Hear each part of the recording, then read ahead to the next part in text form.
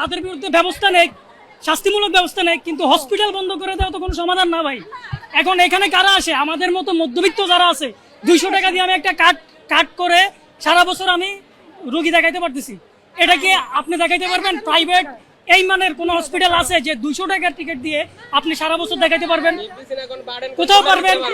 Even এখানে যে কোনো পরীক্ষা নিরীক্ষা খুবই স্বল্প মূল্যে আমরা পাচ্ছি, যেটা এই মানের প্রাইভেট হসপিটালগুলোতে করতে গেলে খুবই ব্যয়বহুল, যেটা আমাদের মতো মধ্যবিত্ত মানুষের পক্ষে সম্ভব না।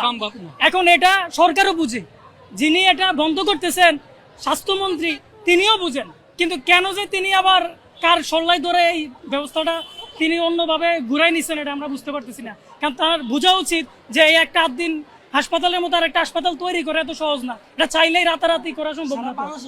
আমরা এটা আজকে 15 বছর ধরে এটা সেবা গ্রহণ করতেছি, আমরা নিজেরা ব্যক্তিগতভাবে।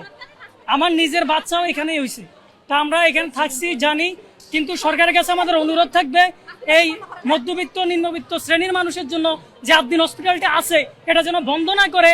এই যে 6 জন বাচ্চা যে অনাকাঙ্ক্ষিতভাবে মারা গেছে, এরা কেন মারা গেছে, কাদের কারণে মারা গেছে, তাদের বিরুদ্ধে ব্যবস্থা গ্রহণ করা হোক, প্রয়োজনে জেল জরিমানা দেওয়া হোক, মোটা অঙ্কের টাকা জরিমানা করা হোক, কিন্তু হসপিটাল বন্ধ করে দেওয়া কোনো সমাধান না। এটা আমরা জোর আর্জি জানাই আমাদের মাননীয় প্রধানমন্ত্রী জনাব তারেক রহমানের কাছে আমরা দৃষ্টি আকর্ষণ করতেছি, তিনি যেন এদিকে একটু মনোযোগ দেন, মনোনিবেশ করেন এবং বাস্তবতাটা একটু বুঝতে চেষ্টা করেন। কারণ আবেগ দিয়ে তো আর সবকিছু হবে না।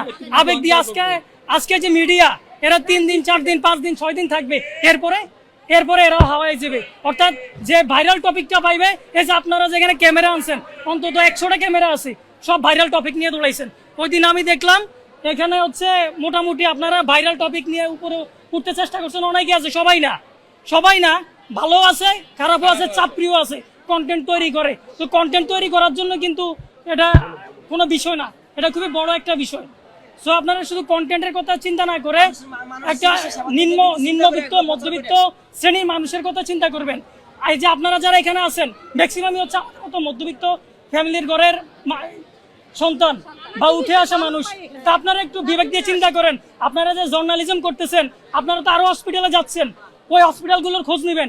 ইভেন আজকে আমি দ্য ডেইলি ক্যাম্পাসে নিউজে দেখলাম 2 ঘন্টা আগে তারা একটা নিউজ করছে, আপনারা চেক করে দেখবেন যে রাজশাহী মেডিকেল কলেজে আইসিইউর অভাবে গত 1 মাসে 90টা শিশু মারা গেছে।